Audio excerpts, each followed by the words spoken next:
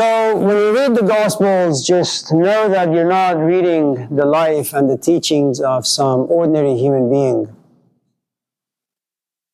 And you can't bring his teachings down to where you are. You have to elevate to where he is, and that's tough. Because you can't think about your physical security, you can't think about your psychological security, and you can't think about political stuff.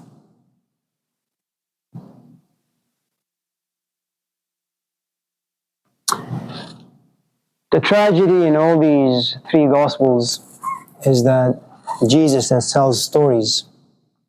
He tells one story after another, only to realize people are too goddamn stupid to understand any of it. And that's the thing you need to understand about wisdom, about teaching.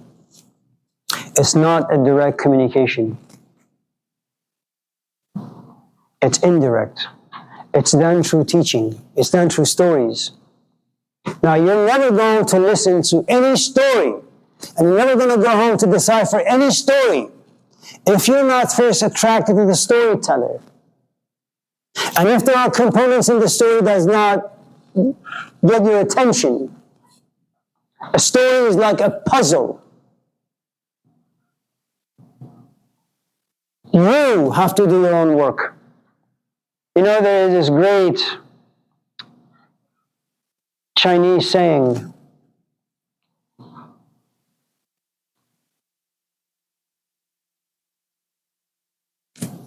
a man goes to a teacher and says, I'm really, really hungry. And the teacher says, okay, here's a fish.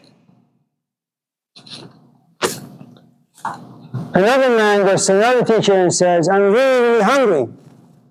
He says, oh, you came just at the right time. I have 2 fishing poles.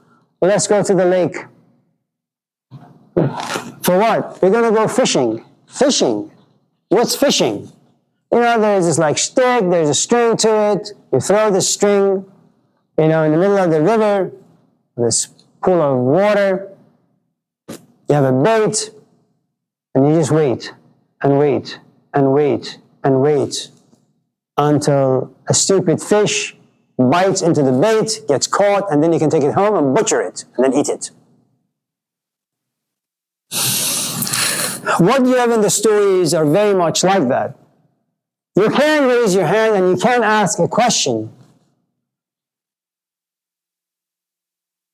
And when you ask me a question, I can feel powerful. I can feel creative. I can tell you how wise I am by responding to your questions. I can inflate my own ego. Or I can tell you a story. And then you can say, well, you never really answered my question. Say, yes, I did, you idiot. I told you a story. Go home. What am I to do with the story? Think about it. Now, the nice thing about learning how to fish is it's an art. You do the best you can with the resources you got. You got a stick. It's not worth $5,000, like some fishermen do out there. You stole the stick from Laney Garden.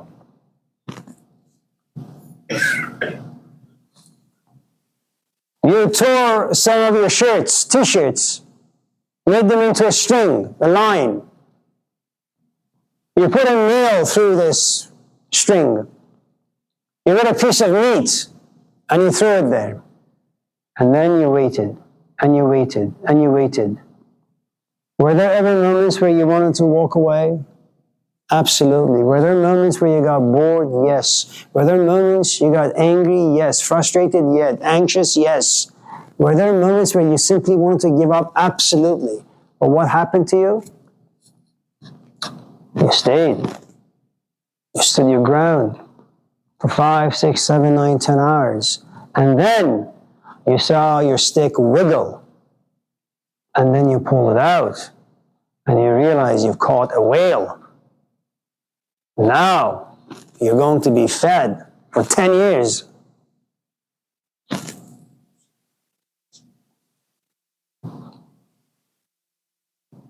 Which means what? No one can ever give you wisdom. No one can ever give you understanding. Good teachers always tell you stories. Good teachers always encourage you, implore you to think and reflect. And you can interpret the stories according to your own capacity. You don't need to write about what it means to be my age, 60, and have the regrets of a 60-year-old man. Write about your own age. And in every stage of life, you have regrets.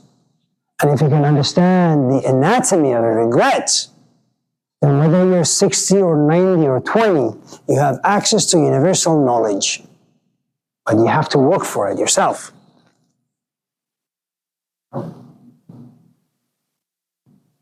And given that one of the 7 deadly sins is called sloth, none of us are willing to decipher any story.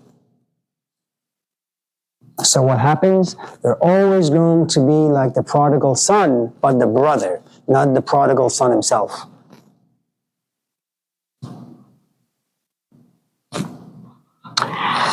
Now, in the Gospel of Mark, Jesus refers to himself, I think, twice. In the Gospel of Luke, he refers to himself twice. In the Gospel of Matthew, he refers to himself 5 times. Like, I am this, I like that. The Gospel of John, which is very, very, very different than the 3 Gospels, Mark, Matthew, and Luke, he refers to himself almost 50 times. Now that is a great teacher. He says in that book things that you will not see in the synoptic Gospels, Mark, Matthew, and Luke. You know what he says? I am the bread. I am life. Before Abraham, I was. I am the new Adam. But an Adam who hasn't sinned. What you have in the Gospel of John is a teacher who never tells a story. Not a single story. In the Gospel of John, what you have is a Jesus is a human being who says, since people are too dumb to think rightly about life, about themselves, I'm just going to dazzle them.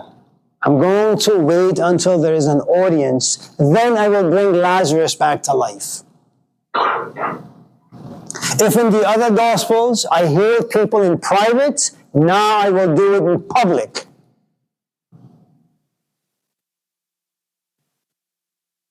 Let me produce donuts from thin air. And then my classes will be filled.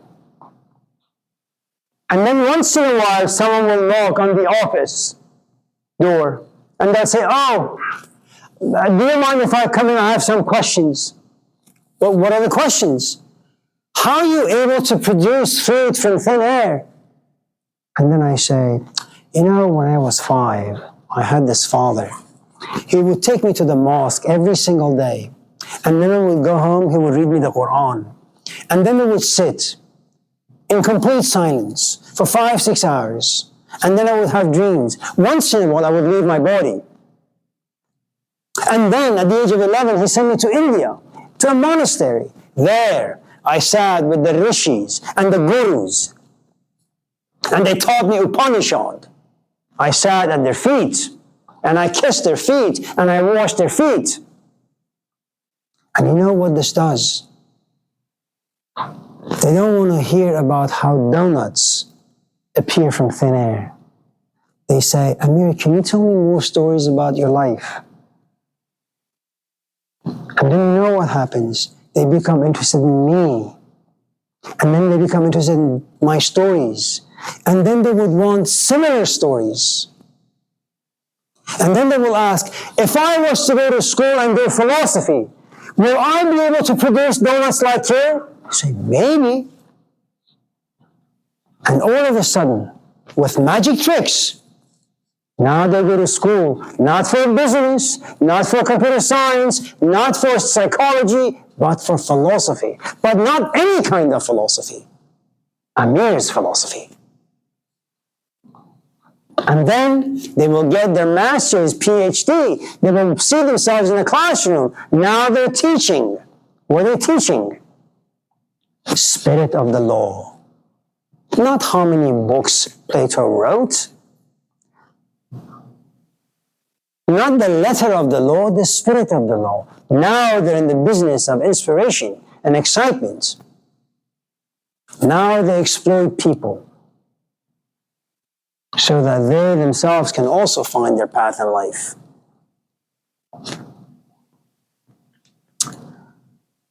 So what you have in the Gospel of John is a man who comes to realize language is the creator of fragmentation, division. What is language really? Every single one of you in this class have a certain definition about education, about love, about maturity, about independence. I have to stand here for the next 10 years trying to convince you that your definition is wrong. Then I have to turn you into a customer for my definition. That'll take too long. What you have in this particular gospel is a teacher who's really, really, really, really wise. Because he knows that his disciples have already abandoned him, betrayed him. That even if you break bread with Jesus Christ, it doesn't mean you understand him. It doesn't mean you follow him. It just means you just like to be around him. You like his presence. You like his stories. You like the way his eyes look. You like his nose. You like the way he eats. You like the way he breathes. It just doesn't mean you understand what he's all about. In the Gospel of John, what you have is a man who says, nah, I'm just going to sit. Let them just look at me. And that means that he has a presence. That presence is magnetic, is charismatic. It inspires people, moves them from within.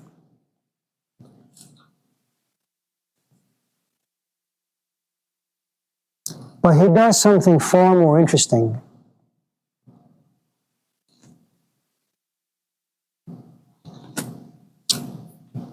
He says, you know, I am like Costco. Do you have any problems? Come to me. You live in darkness? I embody light. You want to know how your sin was generated, created inside you? I am Adam, you know. I know how sins were created. I will tell you what your sin is. And I will, like a flashlight, I will turn this light on so you can see your own sin. I am like the Father you can go back to.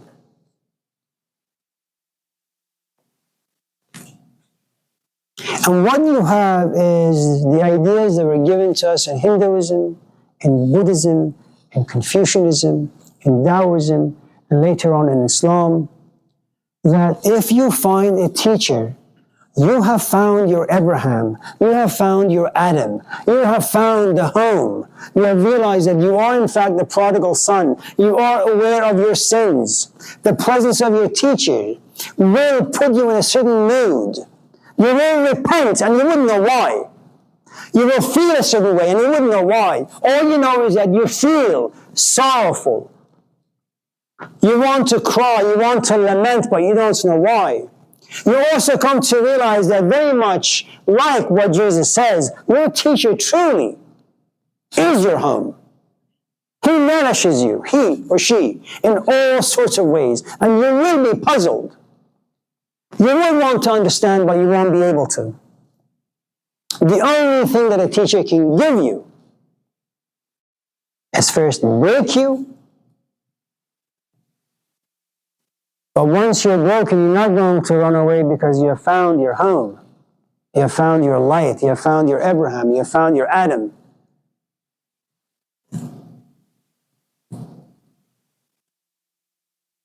And then little by little, it will fix the human machine. He'll give you glimpses of your own perfection. It doesn't mean that you'll be able to bask in it for too long, but you will have a glimpse of it.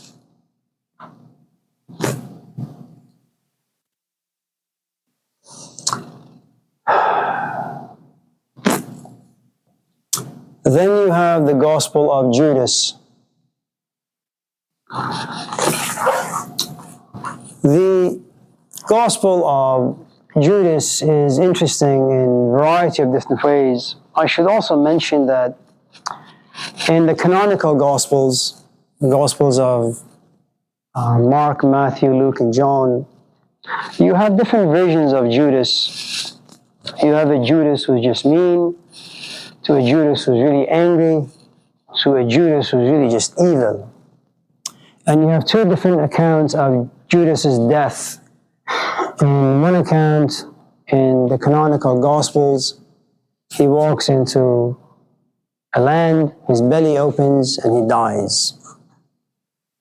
In another Gospel, you have a man who comes to realize he has sinned. He doesn't know what to do with his guilt. It's too much for him. And there is no father to go back to ask for forgiveness. What he does is he just puts a rope on a branch of a tree, puts his neck, and then commits suicide.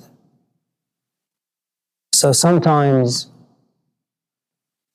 you don't commit suicide because of guilt. Sometimes you commit suicide because of shame. Not because you're depressed, because of just shame. In the Gospel of Judas, what you have is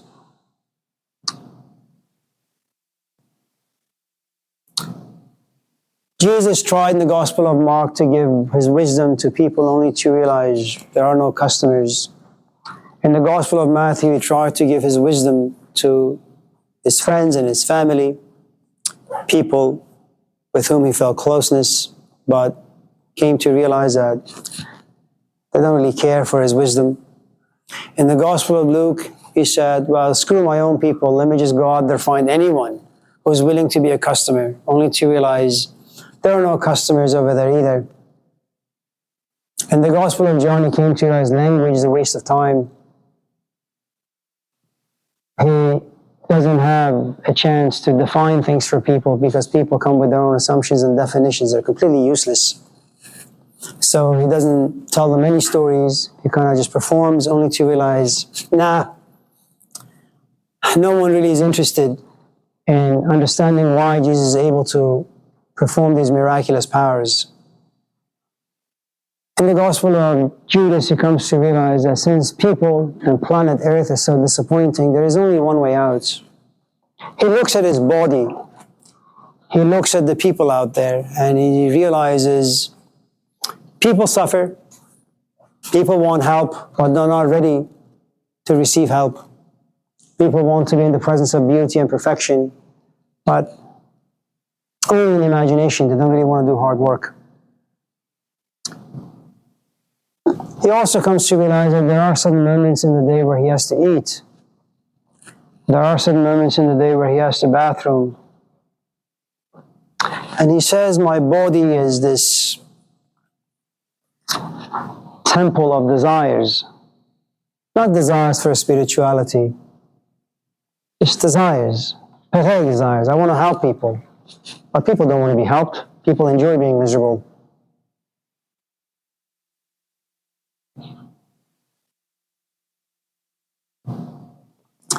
If you can stretch your memories back to the time I put some stuff on the board about how desires come to be. There's this great poet in the Persian world. His name is Baba Tahir.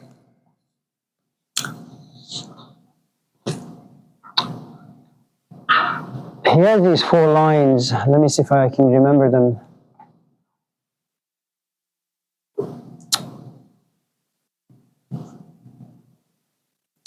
ز دست دیده و دل هر دو فریاد هر آنچه دیده بیند دل کند یاد بسازم خنجری نیشش ز فولاد زنم بر دیده تا دل گردد آزاد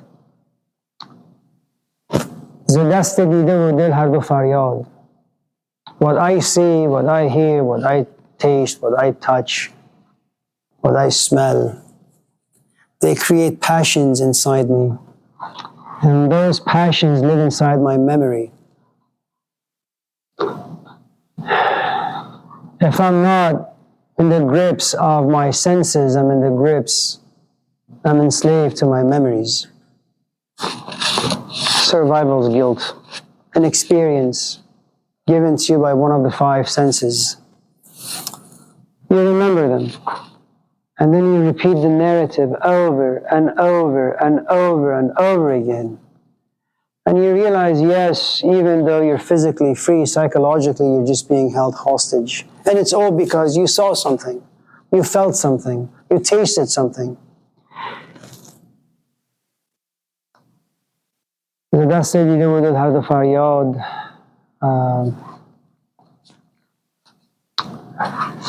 بسازم خنجری نیشه ز فولاد. I want to find a dagger. I want to make a dagger. If you've seen Rambo 4 or Rambo 3, where he grabs this raw piece of iron, puts it in fire and turns it into this beautiful sword or knife. He says, I want to create a dagger that I can just put in my eyes, put inside every single sense that I have, so I can become free of desires. I can be free of memories.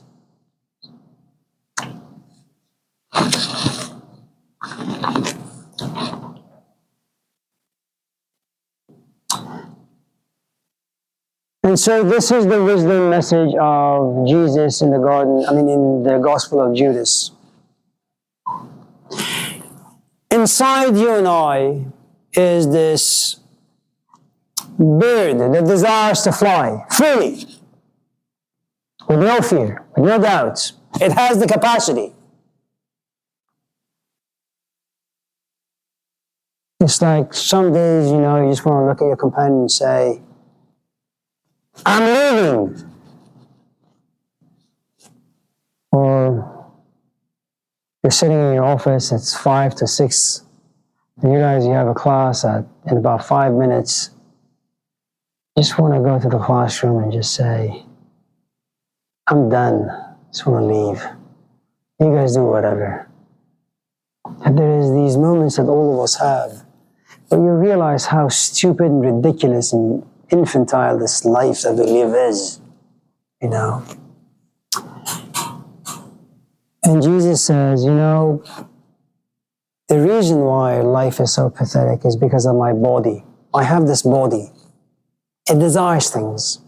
It sees a man who is homeless and it desires to help this man. It sees a war someplace far from here, and it wants to stop the war. Just don't want to see any of this stuff.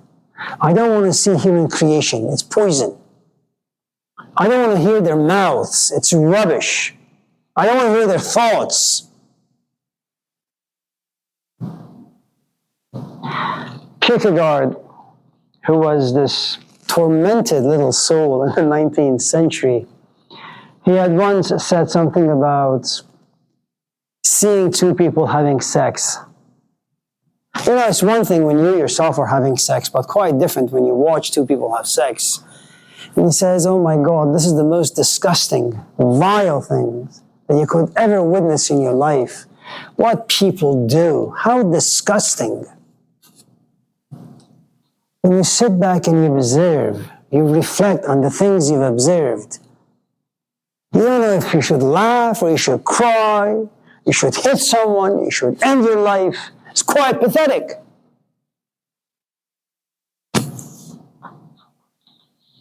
How you just want this pleasure to continue and to continue and to continue. And then if you observe closely, you realize this pleasure all of a sudden, you get yourself to a point where you want to hurt your companion. Talking about sex. See, really? Something that began so delicately, so gently, so softly, so romantically, so all of a sudden it's become World War III. And Jesus looks at his disciples and says, my body is a den of thieves. there is this bird that wants to fly, and you know what? I've talked enough, and I've shared enough, and I've forgiven enough, and I've exercised enough compassion. I'm done. Screw the people. Screw the earth. I want to go back home. And he looks at his disciple and says, can anyone just help me end my life? No one is able to. Because no one understands our miserable place in the universe. The only person who understands is Judas. And he goes to Judas and says, Judas, will you help me? And Judas says, are you sure? Yeah. Okay. I'll end your life. I'll give you to the Romans. They will hang you. And once you become dead, your soul will go to God and your body will go to earth. Now, just in case some of you may think of this particular story, literally, let me fix it up a little bit. I'm going to use my good friend, Maulana Jalaluddin Rumi Balkhi. You guys know him as Rumi. So here's the story, and the story is as follows. It's really, really beautiful. It's about this nice little parakeet that lives in this cage in Oakland.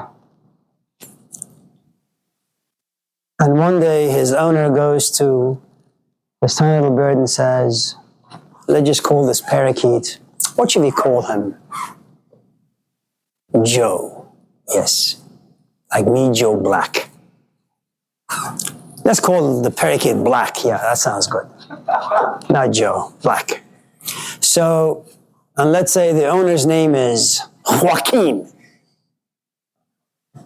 And so Joaquin goes to Joe and says, Black, and says, Black, I have some business to do in India. I'll be back in a couple of weeks. Now, of course, since the story comes from the Middle East, you need to know something about the Middle Eastern culture. Whenever you go on a long trip, you should always bring back for your family members, your friends, some gift. And so the spirit looks at this Blackie, or Black looks at Joaquin and says, India? Yeah. Yeah, in fact, there is something you can bring back for me. Joaquin says, yeah, what? There's a place in India, it's called Dehradun. Go to that city, and there is a street in Dehradun that has this tree, and look up, and you will see all these birds that look like me.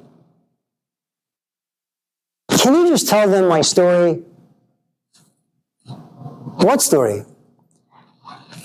That you have this bird that lives in this cage.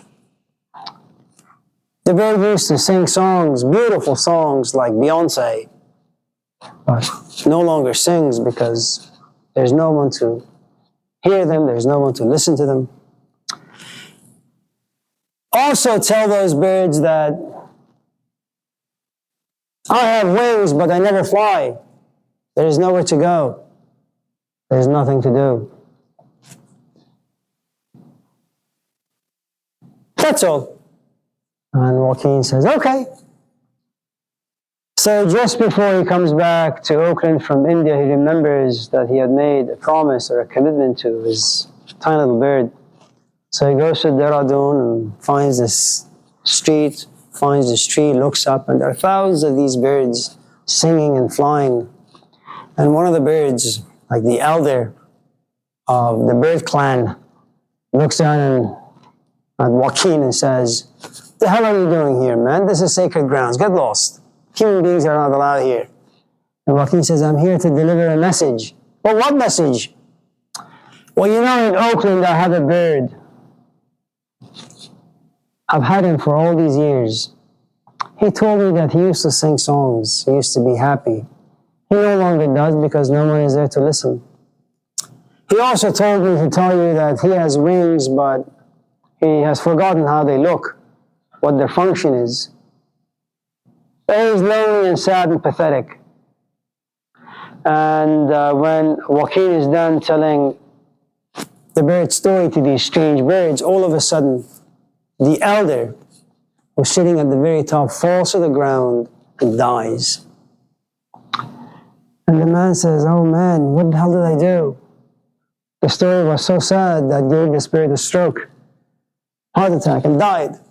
Comes back to Oakland. He opens the door and, wakes up in the morning and looks at the bird and says, "Well, did you tell my story?" "Yeah, what happened?" "When I told your story and when I finished with your story, the elder of the bird clan fell to the ground and died. And then upon hearing that story, his own bird falls to the bottom of the cage and seemingly dead."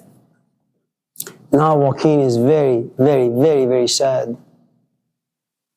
Opens the cage, grabs the bird, and takes it to the garden to bury it. Puts the bird down, grabs the shovel, and the moment Joaquin grabs the shovel, the bird flies away. How do we find freedom? All of us live in this cage. The cage of society, the cage of our own human traits, the cage that society creates ambitions and greed and lust, the sort of advertisement it sells to us on a daily basis. And eventually, the songs that live inside all of us, they come to an end at a relatively young age. I have kids. They want to fly. They want to break things. But they shut down their singing. They shut down their songs by slapping them, spanking them. They want to draw, but no, they have to write. They want to go out and run around and have a good time, or we socialize them. And eventually, soon enough, I'm sure I'll see my kids sitting on the sofa and just playing video games. And I'm sure that soon I'll go home, they say, "Yo, what up with it, Dad?" I have no choice but to be disgusted by their language.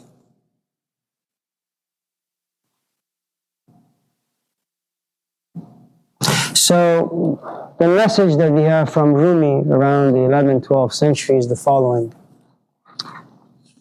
If very much like the prodigal son, you want your freedom, you need to know that you gave up your freedom for the desires that live inside you, and those desires have come, some of it because of human nature, others because of society. Find yourself a teacher who can destroy those desires within you and create brand new desires. Those desires are the genesis of freedom.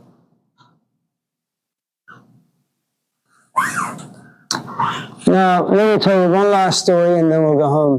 Do you have any questions or comments?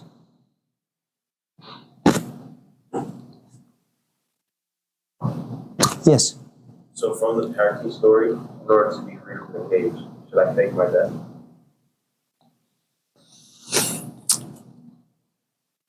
Well, first of all, thank you for the question because it makes me think of another way to approach the story, which is you should want a lot of things. You should want everything. You should want a PhD. You should want to live in a mansion. You should want to have 2,500 different Ferraris. You should want everything. But you should want without attachment. You should want without need. That who you are is not Ferrari. Who you are is not fixed on having a mansion, having a PhD. That there is something about you that remembers that this thing that lives inside you can continue living without the luxuries of life, without knowing Noam Chomsky, without knowing the New Testament, without knowing ridiculous information. That you can have everything, you can be in all sorts of relationships. At the same time, you could walk away. if you need to walk away. Want everything, have everything, but at the same time have the cunningness to get rid of things without losing yourself. And that's what it is. Once you've been infected by, say, the Gospel of John story, the kingdom of God that lives inside you, once you find glimpses of that, the truth is the other areas of life. It's kind of like, Pretty Woman, the movie. Once you realize that there is love, that there are men out there who are decent, who just don't want you for your body, that they respect you for your intellect, they respect you for your history, then all the other men just fall away. It doesn't mean that once in a while you're not going to be attracted to a stranger. But you know what you have. And you're not going to bet a stranger for some lousy, quickie experience. Now, I know you're all exhausted, so am I, but I'll tell you one last story. Any other questions, by the way? Okay.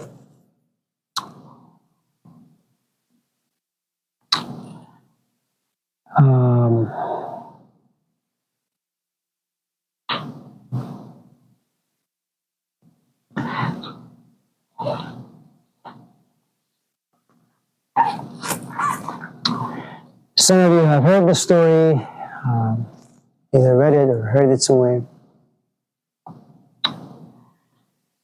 It's about a king moth who has 4 disciples, who sends 4 disciples away for one simple reason. He wants them to report back to him, the king, what fire looks like, feels like, the nature of fire.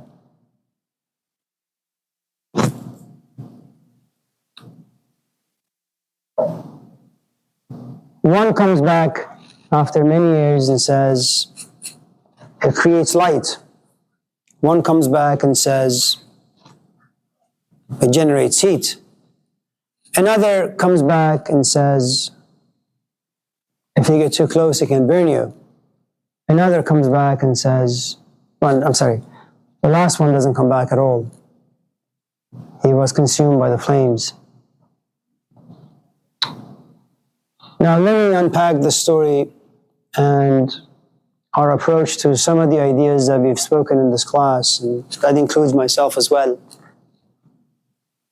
Some of us look at the ideas, for those of you who've read the New Testament or the Gospels, or you've heard this particular saying that's attributed to Jesus,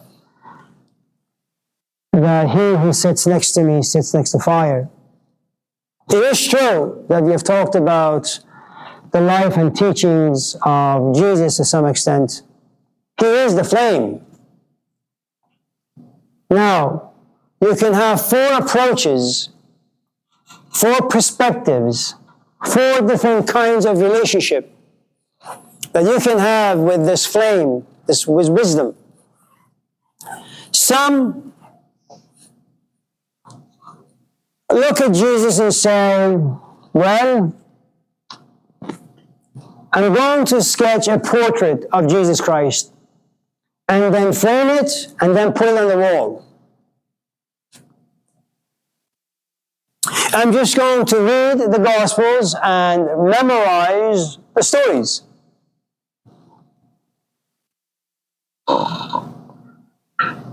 That's all I'm interested in. Raw information. I don't care what the stories mean. I like religious ideas.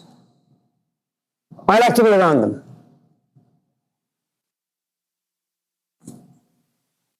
That's their capacity.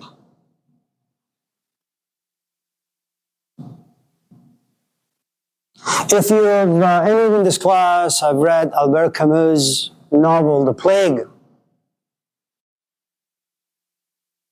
it's like a doctor, you know. In the novel, there is a doctor, I forget his name, but all these people are dying.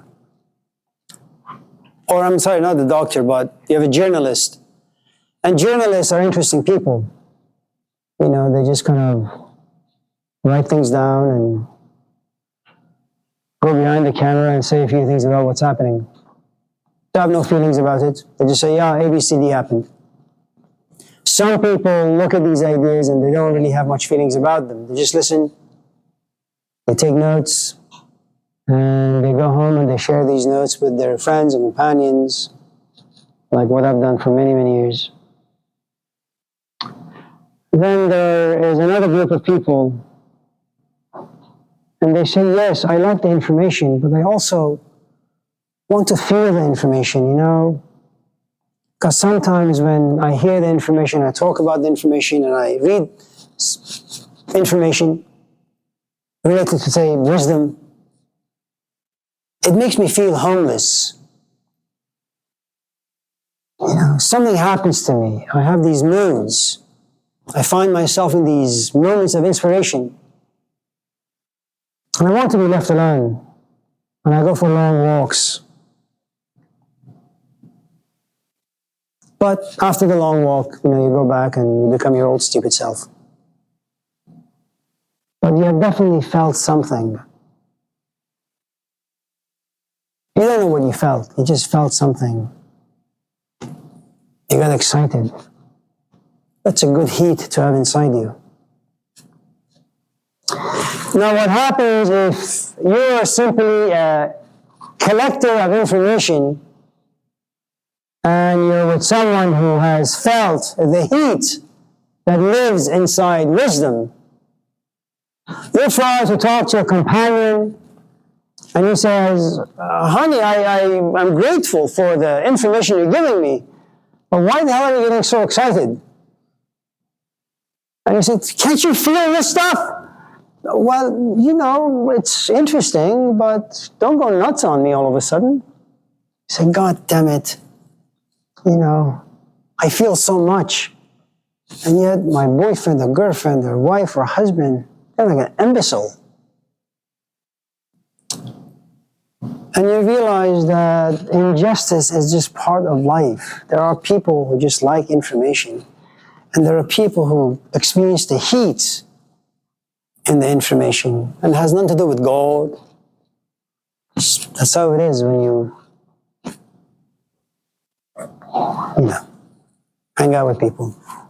Then there is a third category of people.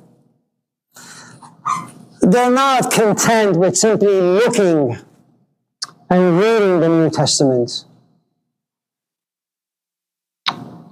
And they don't want, to feel what the ideas are in the book once in a while. They want to feel it like 5 times a day, each time for about 10 minutes. They want to be burnt, you see. But they don't want to be burnt to the extent that they can't attend to other aspects of their life. They want to go, ouch, and say, honey, what's for dinner? Is there a movie we can watch? Can we go on a vacation? I don't want to read the New Testament. Can we maybe read Harry Potter?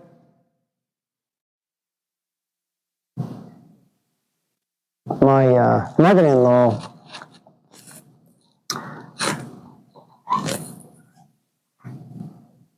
she's from Eritrea. And they have this tradition called boon where they make coffee. One day, she went to pour some milk in a cup and her shawl caught on fire. And so her back, her hands, they got burnt. We took it to San Francisco, or they took it to San Francisco. It's such an awful place to be, the burn center. People are screaming. They just want to die. It's too much to scrub your skin on a daily basis to get rid of the dead skin. And she has the spots,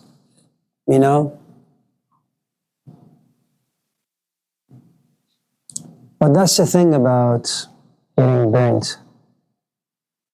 You forget. All the screaming she did, She now laughs casually. She doesn't think about the fragility of life. It just, like all of us. You know, you go into a relationship, you get burnt. You can't sleep. You're angry. But then time passes. You don't think about the relationship, its anatomy, how it's created, what it does. You just forget. And then you go back to another relationship. The same dysfunctional. Things never change. But nevertheless, you have someone who says, I just don't want to look at information. I don't want to just feel, I want to be touched by it. But there are some people who say, no, you know, I've been burnt by the wisdom of Jesus, and I've come to realize, despite all the pain, it's quite delicious. I want my entire life to be consumed by His wisdom. And so physical life goes away. Emotional life that's related to your physical life goes away. Intellectual life that's connected to your physical life goes away.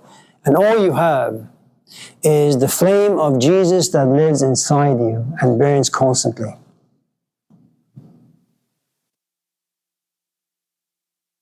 And these are very, very unique people. Should you ever find a teacher, you need to understand there are some teachers who are okay with you just looking at wisdom. There are some teachers who will make you feel aspects of wisdom. There are teachers who will give you wisdom in a way that will burn you, excite you, inspire you, give you some sleepless nights. And there are teachers who will ruin your life because they want all of your life to be consumed by wisdom. For them, first seek the kingdom of God or the wisdom within you, and then you will know what to do with the rest of it.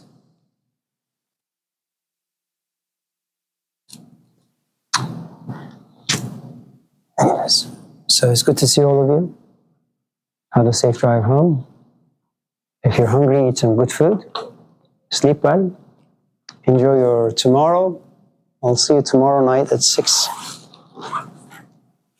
Thank you. Thank you.